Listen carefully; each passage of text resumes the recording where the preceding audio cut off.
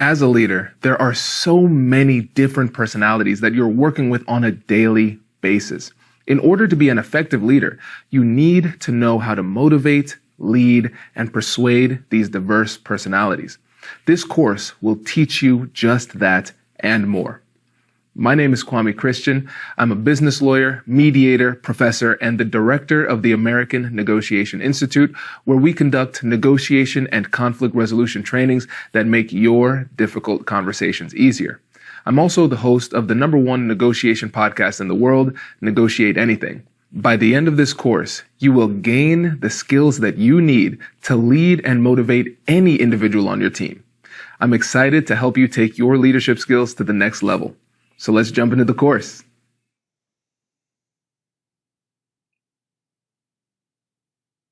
As a leader, your role is to guide your team in the right direction. Now, this sounds easy, but we both know that it's not. One of the biggest reasons why it's challenging is because each person on your team is different. But understanding the psychology of personality can help you to understand these differences so you can become a better leader. Let's start off by getting clear on what I mean by personality. Well, personality is the unique way that someone navigates the world, and it consists of patterns of thought and behavior. A blanket approach to persuasion and motivation is going to have limited efficacy. This is because people's personalities will lead them to respond differently to what you say and do as a leader. Understanding individual personalities allows you to lead, persuade, and motivate more effectively. You'll be able to customize your message to the person in front of you. Now, there are 5 personality traits that are measured on a sliding scale. An easy way to remember this is with the acronym OCEAN: openness to experience, conscientiousness, extroversion, agreeableness, neuroticism, which is also known as emotional stability because the word neurotic can sometimes sound like an insult. After decades of researching personality, psychologists began to come to a consensus on the key personality traits in the 1980s and dubbed these 5 characteristics the Big 5 personality traits. One of the most important things to understand about this framework is that none of these are either or propositions. And what I mean by that is you're not agreeable or disagreeable, extroverted or introverted. Each trait is assessed on a scale. So the question isn't whether or not you have the trait, it's how high or how low you are in that specific trait. For example, an extrovert that is high in agreeableness is very different from an extrovert who is low in agreeableness. One of the most important aspects of understanding personality is the necessity of a significant sample size. How many data points do you have? You can't make an assessment of someone's personality in a day or a week. It takes time. For example, let's say after 3 weeks in a row, you identify someone as disagreeable. But what if they just experienced a death in their family? Then you've mislabeled someone based on a mood, not a trait. Moods can change. Traits remain the same. Before you start trying to label others, let's start off by labeling yourself. Where do you think you fit within the Big 5 personality traits? This self-analysis will give you good practice. Self-awareness is the best place to begin.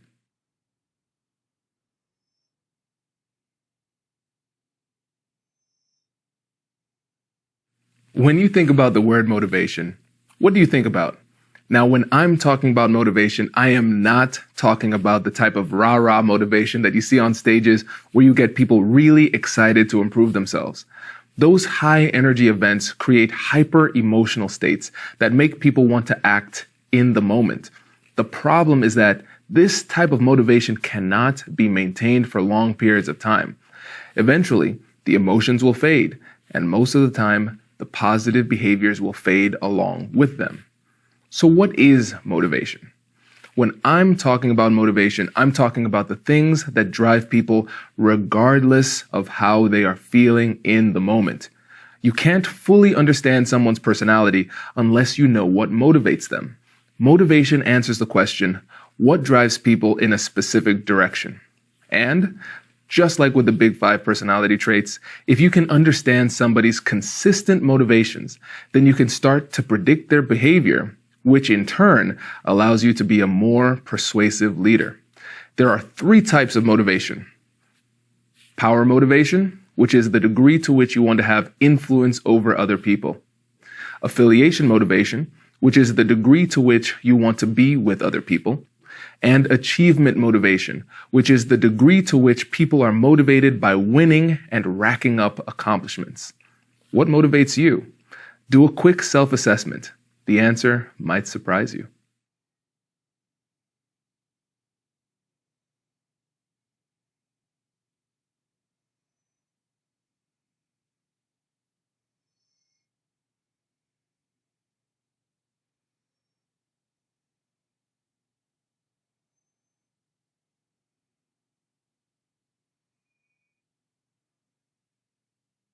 I like to think about persuasion like going on a journey.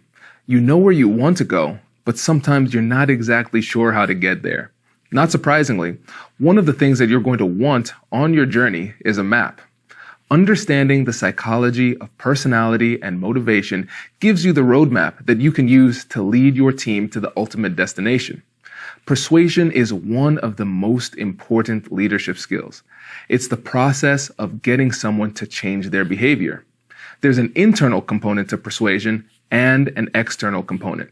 We need to change the way that people think and feel, this is the internal piece, in order to change their behavior, which is the external piece. Remember, even though we're all created equally, we're not created the same. Different people are going to have different personalities and are going to be motivated by different things.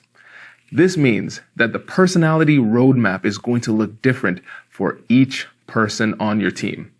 So you might be asking yourself, Kwame, are you saying that I need to customize my persuasive approach for each person on my team?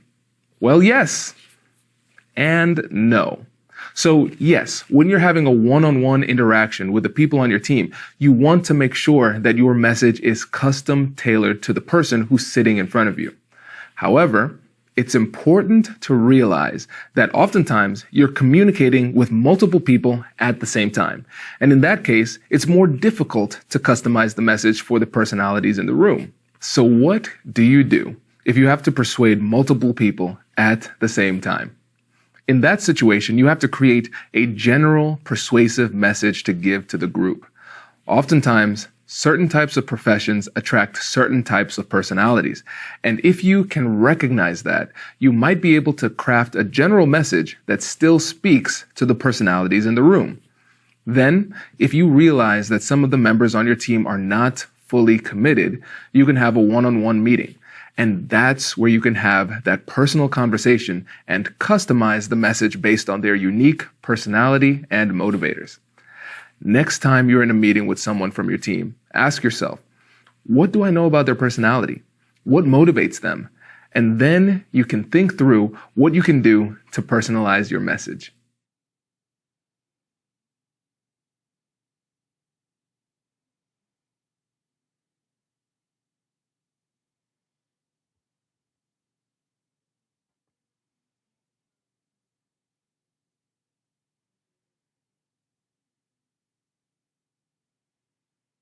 Understanding someone's level of extroversion is important because it has such a massive impact on the way that people navigate the world. Let's take a look at what you can do to lead extroverts more effectively. But first, let's talk about what it means to be an extrovert. People who are high in extroversion get energy from social interactions, so they look for opportunities to connect and communicate with other people. They tend to be talkative and assertive. They're not afraid to advocate for their ideas. People who are high in extroversion should be placed in roles that give them an opportunity to have high levels of social interaction. They lose energy, motivation, and drive when they feel isolated. They would be well suited for roles like business development, sales, and reception.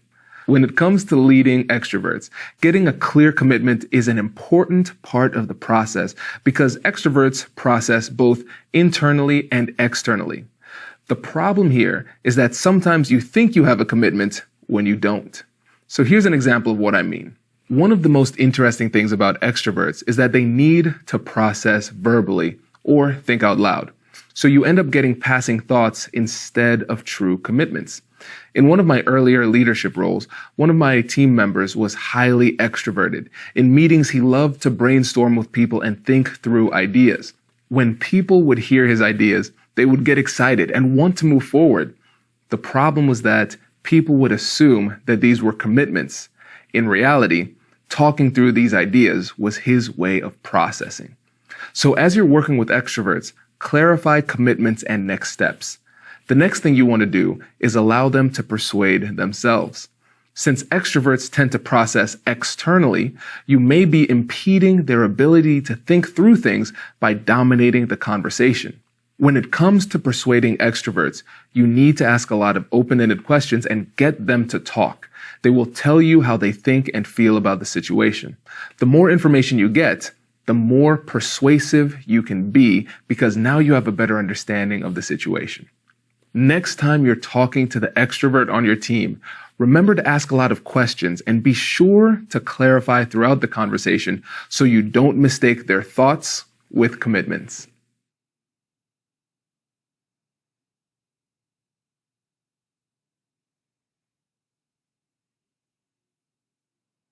Stephen Hawking once said, "Quiet people have the loudest minds." And in many ways, he was right. Let's look at what you can do to bring the best out of the introvert on your team. But before we do that, we need to talk about what it means to be an introvert. Introverts tend to gain more energy from their inner life more so than their outer life. A common myth about introverts is that they dislike social interaction. This isn't necessarily the case.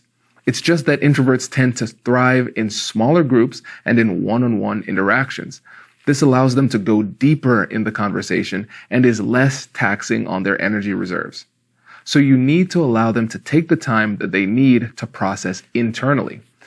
Introverts tend to process on a deeper level in silence. If you interrupt that process prematurely, you may miss out on vital information because they haven't fully processed the information. Here's an example.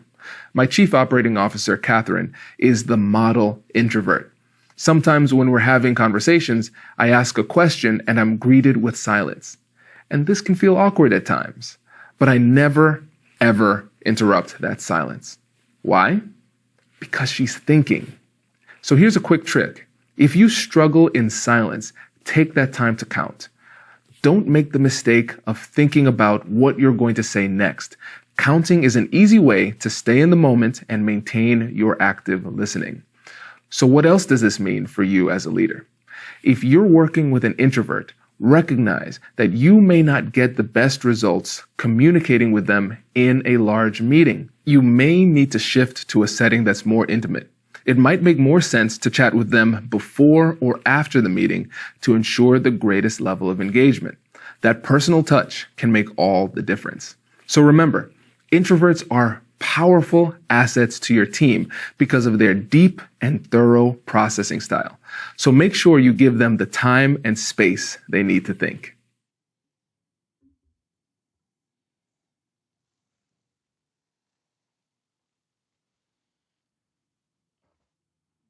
You've probably heard of introverts and extroverts before, but not everyone on your team will fit into a specific category or box.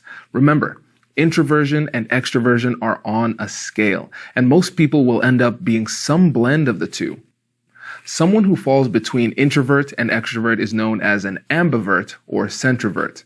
This means that they will have some parts of themselves that are more extroverted and some parts of themselves that are more introverted.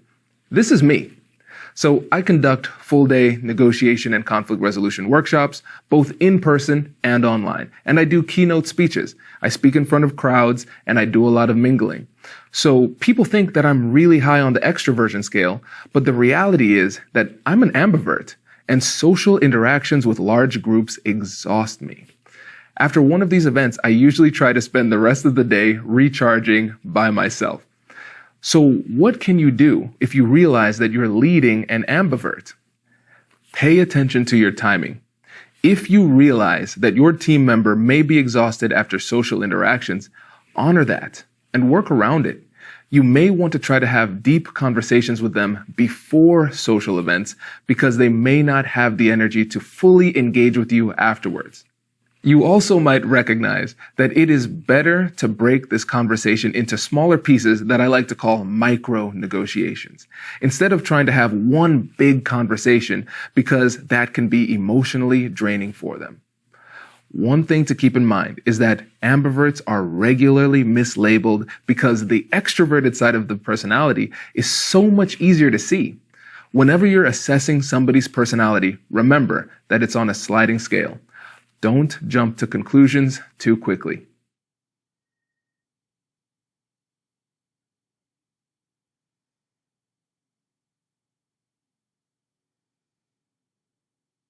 If you've seen the title of this video, you may wonder, what's the point? Isn't it easy to lead agreeable people? Well, yes and no. Let's start off by defining what we mean by agreeable. Agreeable people are friendly, polite, and like working with other people. They tend to be very helpful, empathetic, and trusting, and they're generally optimistic and see the best in others. Agreeable people thrive in roles that allow them to be helpful and create connections. If you give them the opportunity to lean into that part of their personality, then they will shine. But before you think this is all too easy, I want to let you know that there is a hidden challenge when leading agreeable people. The challenge is that agreeable people often struggle with compliance at times. But why is that? Well, it's because sometimes highly agreeable people will agree with you just to avoid conflict. So the problem with agreeable people is that agreeable people like to be liked. Although this is generally a good thing, at its extremes, it can be problematic because it can lead to people pleasing. And you might be saying to yourself, well, Kwame, if I'm the person that they're pleasing, how is that a bad thing? Well, I'm glad you asked. If someone's agreeable nature leads them to people please, they're often willing to undermine their own wants, needs, and goals because they don't want to risk somebody disliking them. This leads to issues with compliance down the road because they're not truly committed to the plan. As a leader, you need to recognize that even if someone agrees with everything you say, it might not necessarily mean that they are truly committed. You may find yourself needing to invite resistance because it doesn't come naturally to your agreeable teammate. To do this, manufacture a little bit of controlled conflict to see how they truly feel about the situation. You can ask things like, what are your concerns? Or what would you like to change? Or even, what problems do you see? You need to draw out their objections and concerns because they might not feel comfortable sharing them without prompting. Another challenge when leading agreeable people is that they often don't feel comfortable contributing in group discussions if they feel like they hold an unpopular position. This causes the team to miss out on their valuable contributions. As a leader, it is your responsibility to help them to engage by creating psychological safety. This means that you need to build up the relationship to a point where they trust you. Then you can encourage them to share their thoughts. The real challenge with leading agreeable people is that it seems easy. Take the time to encourage them to contribute to the discussion in a way that makes them feel safe, so the team doesn't miss out on their valuable contributions.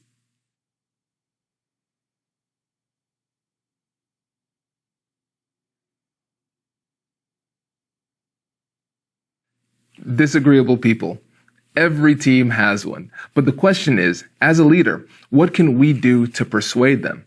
It can be challenging, but it's doable. Let's talk about how you can lead the difficult people on your team in spite of their particular challenges. First off, let's clarify what it means to be low in agreeableness. Disagreeable people tend not to care whether or not you like them. If they hold an unpopular position or they disagree with you, you're going to hear about it, which isn't a bad thing. The challenge is that they might deliver the message in a way that is abrasive. We can describe them as prickly people. They're not naturally nice or friendly, and they tend to be suspicious and pessimistic. For you as a leader, it's important to manage your own expectations for how much time and effort it will take to persuade disagreeable people. Understand that conversations with disagreeable people take more emotional and cognitive resources. It's going to take more energy, more time, and more objectively verified information to get them to change their position, perspective, or behavior. Don't take it personally. Next, put the disagreeable people on your team in positions where they are likely to succeed. Consider them for roles that require someone with a thick skin who can stand firm in the face of difficult situations. For example, let's say you're in a negotiation. When it comes to the more transactional part of the negotiation, where you need to protect your interests while at the same time seeking to claim more value for your company, disagreeable people tend to shine.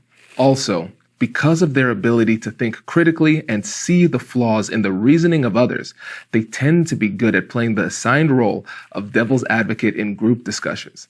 Remember, it's important to make sure that the other people in the group understand that this is their role, so they don't take the criticism too personally. It can be difficult and at times frustrating to lead people who are higher in disagreeableness. However, if you understand their strengths, they can be a powerful asset to your team. Take some time and think about how you can channel the positive aspects of their personality in a way that is beneficial to your team.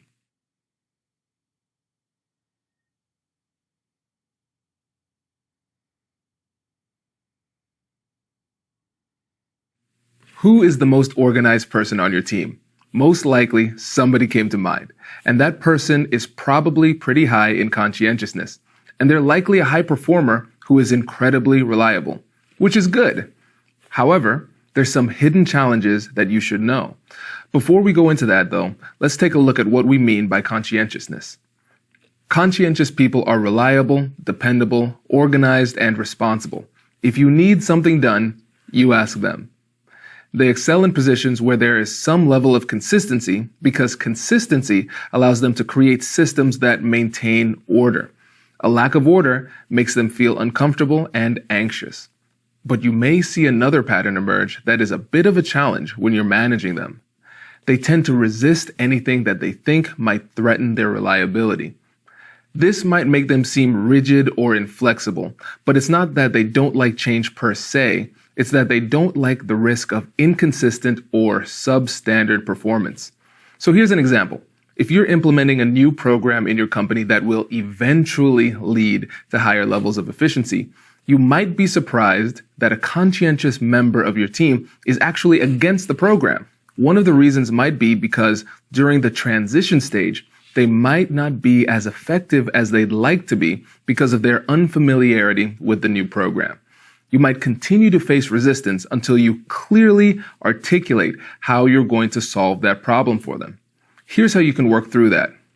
One of the most powerful persuasive tools at your disposal is the use of a targeted, open-ended question. Focus them on the big picture by asking questions that cause them to think about the future. A future with consistency, reliability, and improved performance. You could ask something like, if we were to get this system to work, what impact would that have on your productivity? This is a simple but powerful way to begin the persuasive process.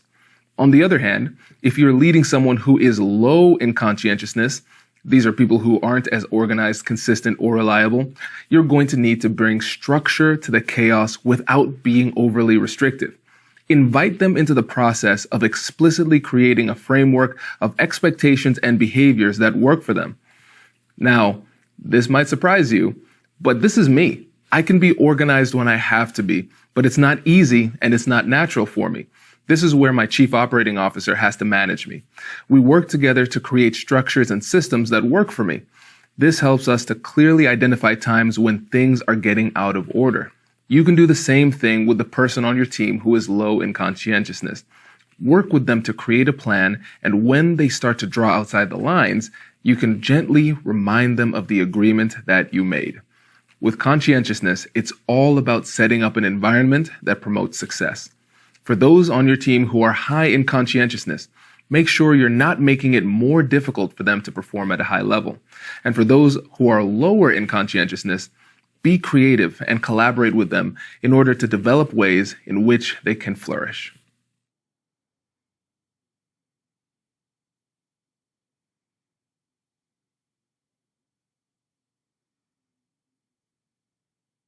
Whenever I present, I always get questions about emotions. This is because managing emotions is incredibly challenging and sometimes awkward. What makes it even harder is that people experience emotions differently. There are several things that contribute to this, but one of the biggest contributors is a person's level of neuroticism. Now, it's important to note that I'm not using the word neurotic as an insult. When we're talking about neuroticism as a personality trait, we're talking about how much a person is going to experience negative emotions. Here's how you can begin to identify somebody's level of neuroticism. People who are high in neuroticism are going to be more likely to experience emotions like worry, fear, and anxiety.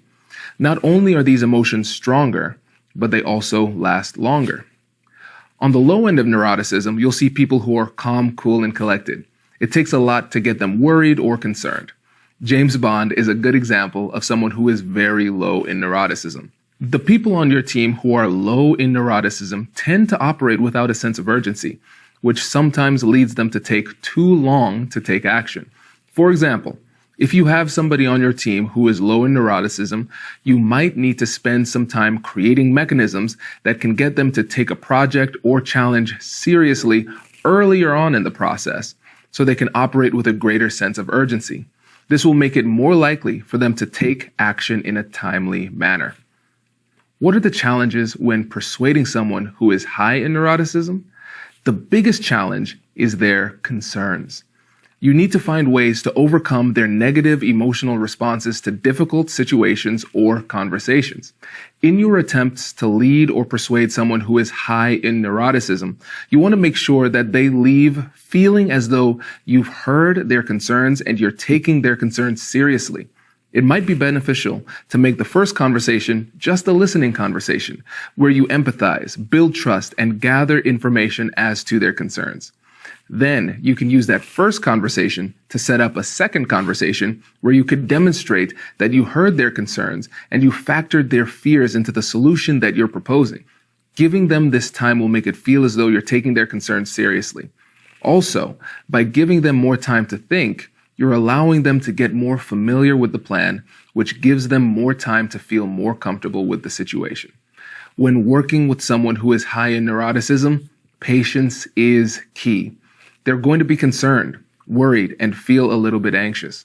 Next time you find yourself in a difficult conversation with somebody like this, make sure you show high levels of empathy and come up with solutions that address their concerns.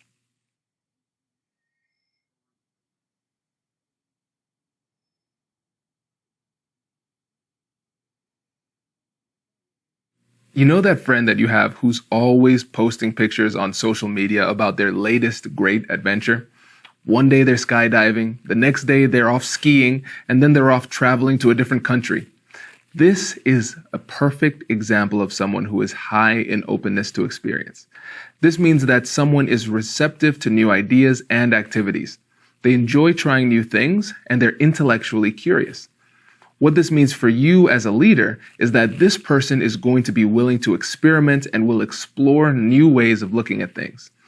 This person plays a crucial role on your team. Because they're so open, this makes them particularly good at brainstorming and ideation. Let them lead discussions where you're trying to generate new ideas. Give them the opportunity to be creative. They would be great at leading innovation and discovering new solutions for the problems that you face. Your biggest challenge when you're leading someone who is high in openness to experience is going to be commitment. Because they're open to experiences, they're relatively easy to persuade at the beginning if you frame it as an exciting new thing. The problem is that it's also easy for them to become interested in something else, which makes it difficult to stick to the plan. So the challenge here is follow through and commitment. So what can you do about this as a leader? First, you want to invite them into the planning process and discuss what the strategy will be. Once they agree, you want to get them to commit to following through for a specific amount of time. And then you want to pre-negotiate what happens next through reality testing. You can do this by asking questions like, what if you change your mind? What do we do if you want to start a different project before this one is done? Gather the answers to these questions and put it in an email. So when they want to make adjustments down the road, you can refer back to the original agreement. So what about people who are low in openness to experience? Well, they're just going to be difficult to persuade. And this is because people who are low in openness to experience don't like change. They tend to be more rigid in their behaviors and their beliefs. So here's a quick tip. For these people, don't frame things in terms of how they're new and exciting. Frame things in terms of how this is just a slight deviation from what you're already doing. They love the status quo, so let them keep it in their mind. You could try saying something like, hey, this is exactly what you've always done, but we've just made a minor change. Whether your team is full of adventure seekers or you have more people that like the status quo, the key is all in how you frame the message in a way that reflects how they see the world. So here's a challenge for you. Try to figure out where the people on your team rank on this scale. Do a quick analysis and create a strategy for your next meeting.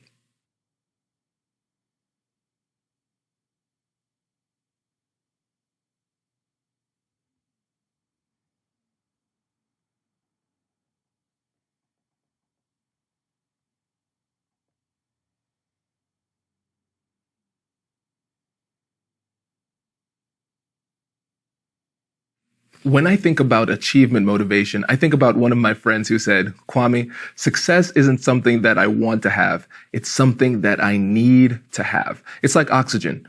Each breath is a necessity, and I need these wins to survive. Now, that might seem a little bit extreme to you, but to me, it makes perfect sense because I'm someone who's pretty motivated by achievement. As a leader, you can take that ambition and mobilize it to improve your team and your company. So what does it mean if somebody is achievement motivated? It's a desire that people have to perform at a high level, acquire new skills, and experience what they perceive to be wins. The easiest way to tell if somebody is motivated by achievement is by listening and observing. What stories do they tell about themselves?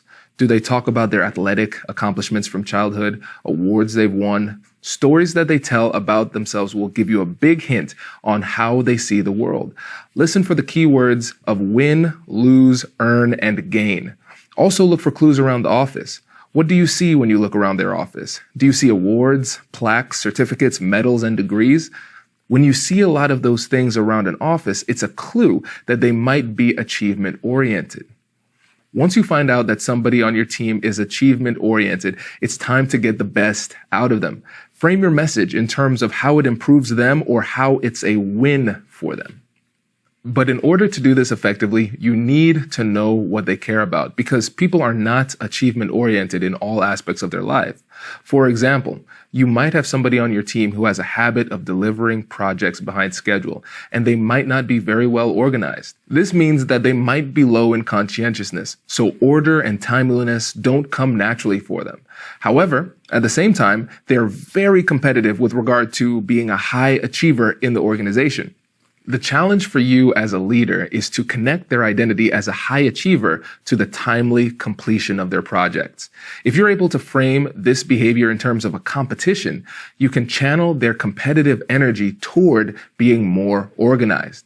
Now, there's some potential downsides to leading somebody who is high in achievement motivation. Although people who are high in achievement motivation enjoy challenges, they don't enjoy the prospect of doing anything where failure is highly likely. They like to work for their success, but they are not motivated to work if it doesn't look like their work will pay off. This means that you don't just want to frame things in terms of how it's a win for them. You also want to frame things in terms of how it is also winnable. People who are high in achievement motivation are strong assets for your team. Harness that strength by giving them the opportunity to succeed and improve with everything they do at work.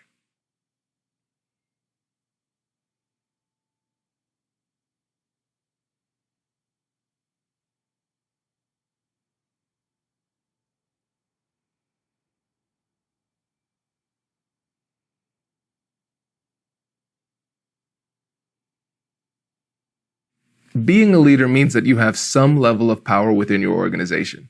But what do you do if you're leading someone who wants to have power too? Let's take a look at how you can lead and persuade someone who is motivated by power. Someone who is motivated by power isn't necessarily driven to have authoritarian levels of control, although there are some who are. When somebody is motivated by power, it means that they want to have influence over others. The obvious example of someone who is high in power motivation is a politician. However, you can find them in non-obvious roles like a school teacher or a therapist because those positions give them an opportunity to have a significant impact on the lives of others. In your team, look for the people who join groups and seek to improve their status in their roles. People who are high in power motivation may stifle new ideas and discussions in meetings. When they have opinions or ideas, they tend to promote them to the detriment of the ideas of others. Their desire to influence others also makes them very persuasive, which can be problematic if it leads others to concede inappropriately, because we want the best ideas to win, not the best debater. What this means for you as a leader is that you need to make sure that you're creating a group decision-making process where everyone's ideas are heard. This may mean finding creative ways to limit their ability to dominate the discussion. Power motivation also leads people to want to improve their status and position within an organization. They tend to be concerned about their rank relative to others. They always want to advance. Additionally, they enjoy having positions that increase their level of connection to the top leaders of the organization. As a leader, you can persuade them to be more effective in their current role by making it clear how high performance in their current role positions them to advance to the next role within the company. When they can see that connection, they're much more likely to comply with your request. Never let them feel like they're stagnating. Don't be intimidated by someone who is motivated by power. Just make sure that you can show them clearly how their desire for prestige, status, and influence aligns with your goals and the goals of your organization.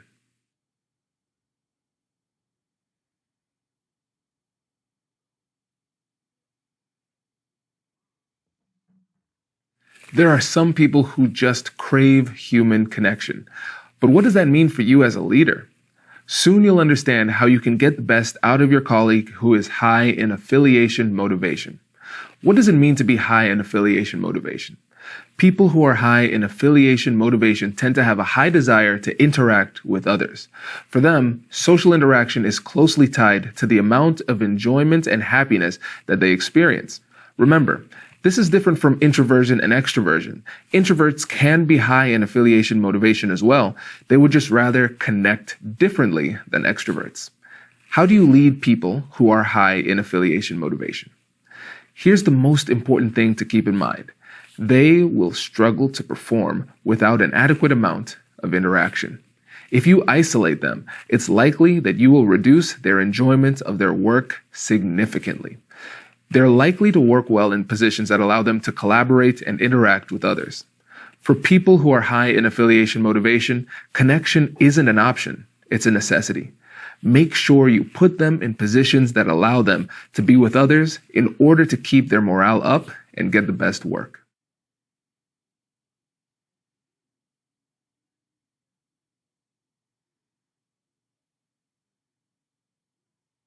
Risk versus reward. What motivates your team? It's going to be different for different people. Let's talk about when you should frame your message in terms of risk and when you should frame it in terms of reward. Understanding the difference will help you to amplify the persuasive strength of your message. What does it mean to be prevention focused? People who are prevention focused are generally risk averse. They tend to focus on safety and protection more so than advancement and gain. They feel more comfortable knowing that they're able to protect what they already have. How should you persuade someone who is prevention focused? Your message should be couched in terms of security. As a leader, don't try to guess their fears. Ask them how they're feeling about the situation so you know for sure. Once you're clear on what their key issues are, then you can begin to craft your message. You want to make it clear to them that you've taken the time and considered their concerns. For example, if their major concern is time, as you pitch this new program, you can say things like, "This would actually give you more time because," or "This won't lead you to spend more time because." What does it mean to be promotion focused? People who are promotion focused are generally motivated by what they are able to gain. Accomplishments and achievements tend to be very important to them, and they will aggressively move toward their goals. How should you persuade someone who is promotion focused? When you're framing your persuasive message to them, you want to answer the question, what do you get out of this? As a leader, you want them to feel as though they're moving toward and accomplishing their goals. In order to do this, you need to have a clear understanding of what their goals are and what they want to achieve out of this particular situation. Ask questions to find their goals and then frame your message by using what in negotiation we call the acceptance speech test. You want your suggestion or proposal to sound so good that they could take what you said verbatim and go to their friends and brag about it. For example, this is a win for you because it puts you on the fast track to the VP position that you've always been looking for. Risk or reward. Both are powerful motivators by themselves. However, if you're able to tailor your message appropriately based on the focus of your team member, you'll be able to persuade them much more effectively.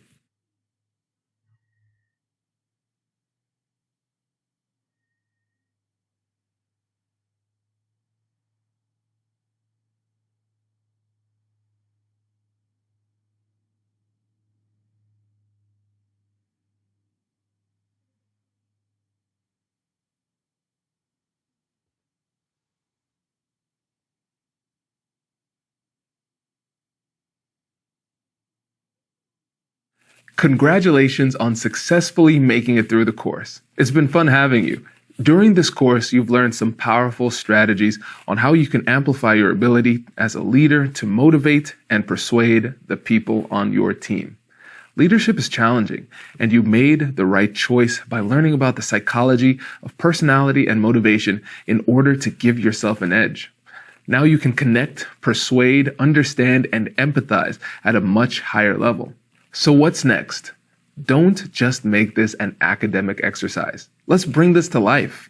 Look for opportunities to tweak your message in ways that are custom tailored for the people on your team. And connect with me here on LinkedIn. I'm constantly sharing leadership, negotiation, and conflict resolution tips on my page. Also, if you're interested in more resources, make sure to check out our website for free guides and more information about our podcast, Negotiate Anything. It's the top-ranked negotiation podcast in the world, and we have experts on the show sharing great advice that can help you to become a better leader and manager every week. I'm really looking forward to connecting with you.